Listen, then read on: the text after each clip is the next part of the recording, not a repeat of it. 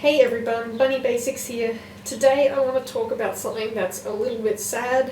That is the passing of Richard Adams, who was the author of Watership Down. For those who don't know, Watership Down is a fictional novel about rabbits. Now, Mr. Bunny Basics will tell you that I've been dreading this day for some time. Richard Adams has been a huge inspiration for me, and knowing that he was 96 years old, I knew that it was simply a matter of time, and he did pass away a couple of days ago on Christmas Eve.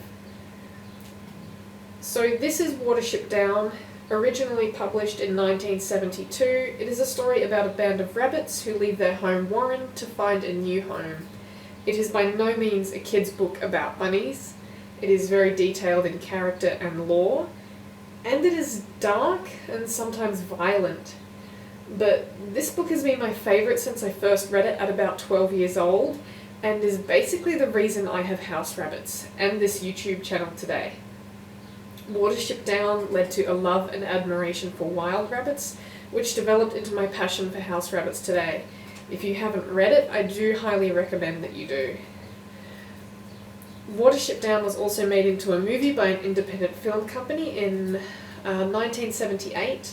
Once again, it is not a children's movie. It is dark, confronting, violent and gory, yet it is still a wonderful story, even if it lacks some of the depth of the novel. I do recommend, if you're going to take a look at Watership Down, that you do read the novel first, because it has such a rich storyline, a lot of which is missing in the movie, which is fairly typical for movie adaptations. So in addition, Richard Adams also wrote Tales from Watership Down. It is not a sequel, but has further stories about the characters in the first novel and some lore about their rabbit hero, el-ahrairah.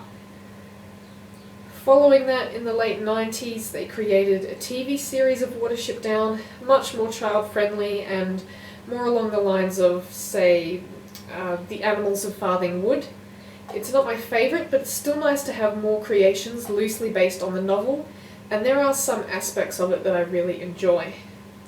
In 2017, there's actually going to be a Netflix 4-part animated miniseries released, which I'm really looking forward to, because Netflix often does quite dark things, and I think Watership Down should be kept quite dark rather than light-hearted.